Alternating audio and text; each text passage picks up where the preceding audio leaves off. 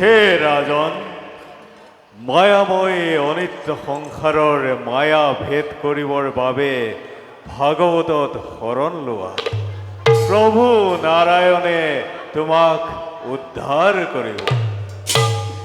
হে মুনিবৰ, এই অভাগীৰ সেৱা কৰিব গ্ৰহণ। সুবৰ্ণ ভিঙৰে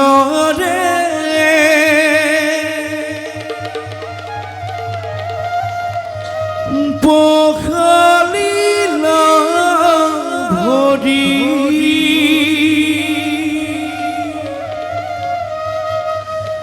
পাদুদক লয়া মাথে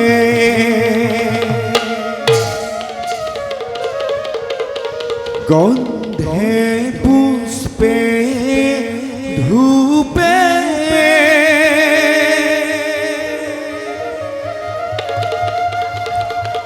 দীপে উপহাৰে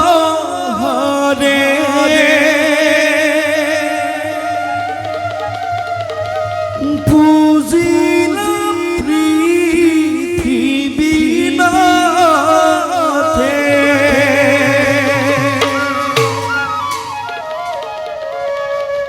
শৰণত ধৰি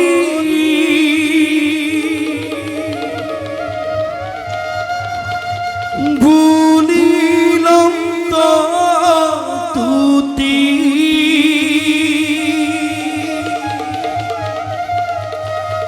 মিনতি অনেক ভাৱে পৰম সাদৰে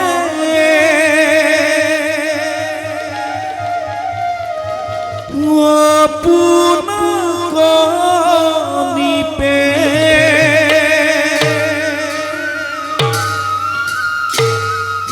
অৰ্পিলাম নিৰপাৱে।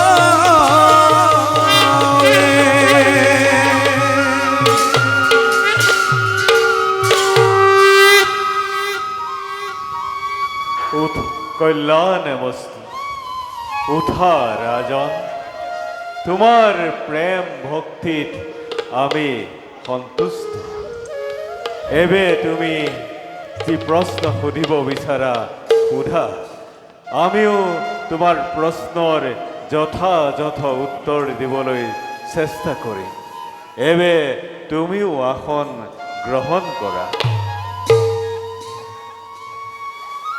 হে মুনিবৰ, ৰাজন, আপোনাৰ দৰ্শন পাই মই জানিব পাৰিলো যে মোৰ মুক্তি নিশ্চয় হ'ব।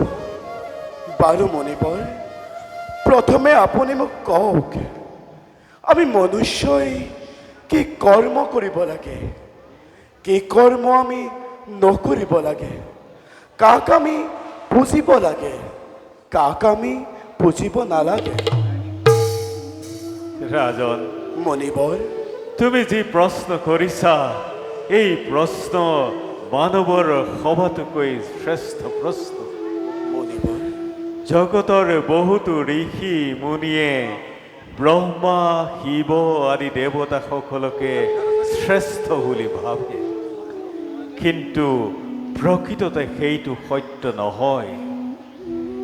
কেৱল নাৰায়ণেই সমস্ত জগতৰ কাণ্ডাৰী। মুনিবৰ, বৃক্ষৰ মূলত পানী দিলে যিদৰে ডাল পত্ৰ সবে হৈ মুখৰিত, সেইদৰে এক কৃষ্ণত ভজিলেই সকলো হয় তুষ্ট।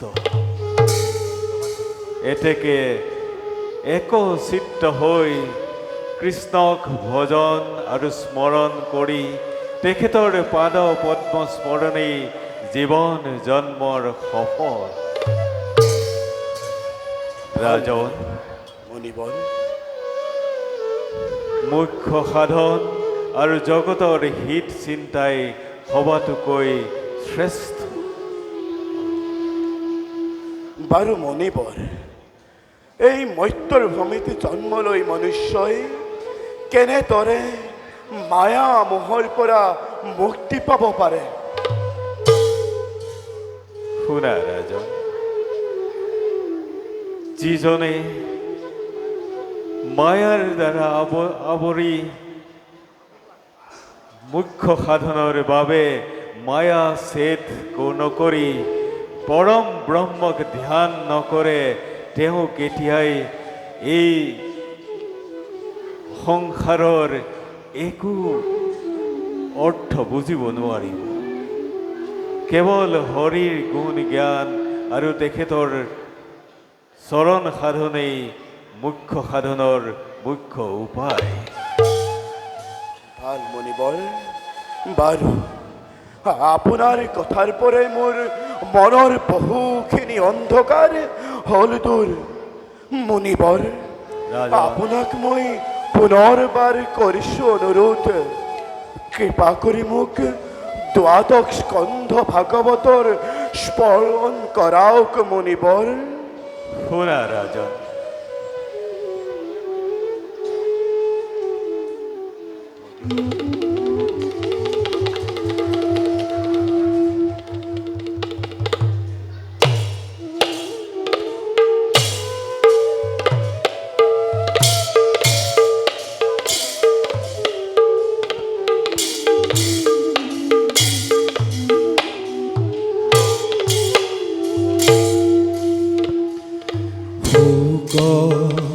মুখে ভাগৱত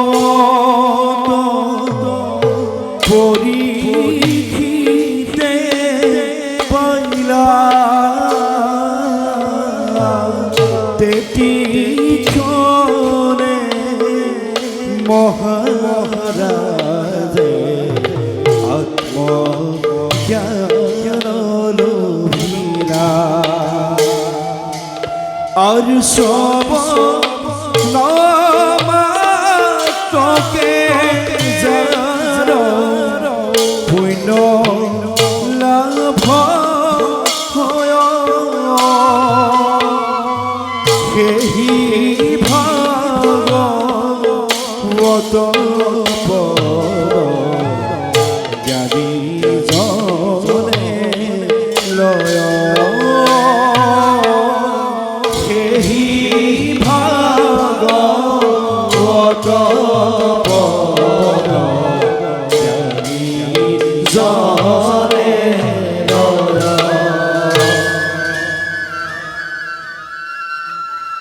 ৰাজন, মণিবৰ, এবে শুনা তুমি ভাগৱত মূৰ্তি।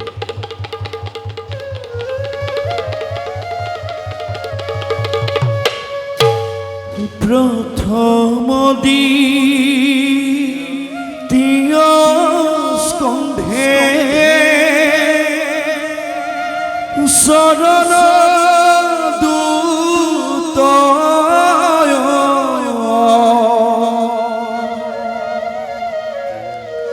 তৃতীয় চতুৰ্থে যাৰ হুৱে উদয়,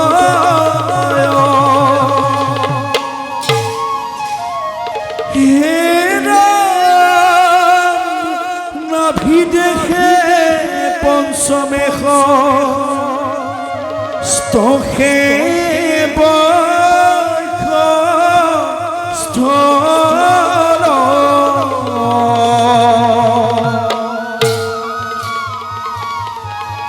সপ্তমে অষ্টমে কৰ কমল যুগল,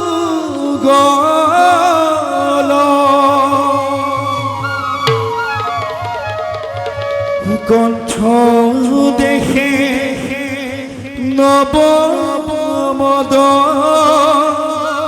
সমেজাৰ তুণ্ড,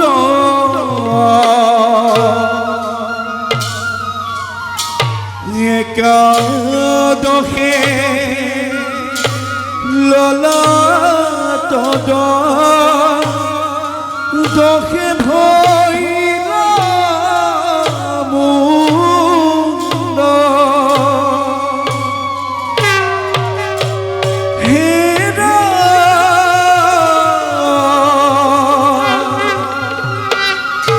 হেন ভাগৱত মূৰ্তি মনোহৰ যামল সদৃশ বৰ্ণ শ্যাম কলে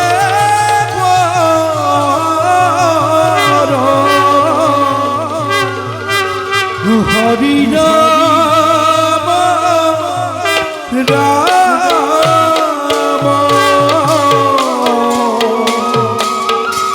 হৰি ৰাম ৰাম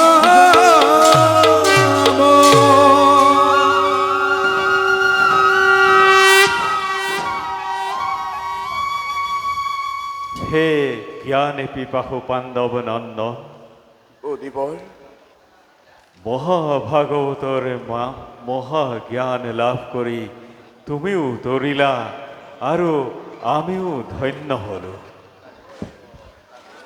আজিৰ পৰাই কলিত মানৱৰ মুক্তিৰ বাবে মহাভাগৱতে পথ সুগম কৰিলে। মুনিবৰ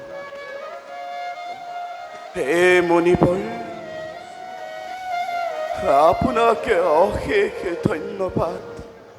মুনিবৰ এতিয়া মই সঁচাকৰে মুক্তি পালো।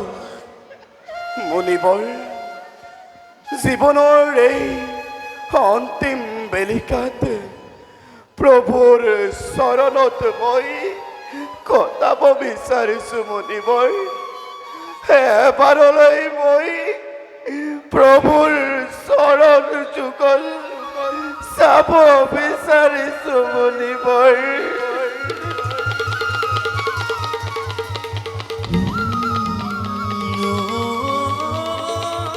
ৰাজন,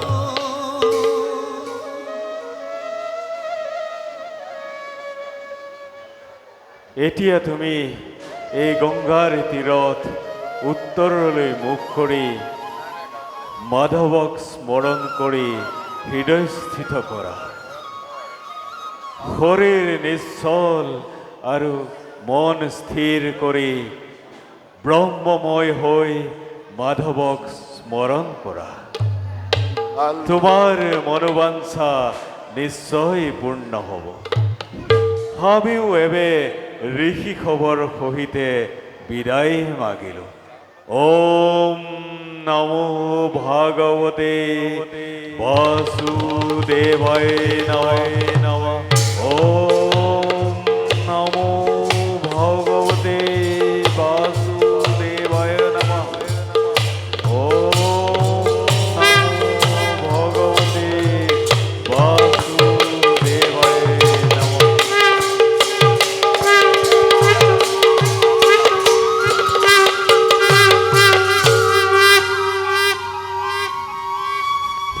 বলক ঋষিগণ, আমি এবে প্রস্থান করো। ভগবতে বাসুদেবায়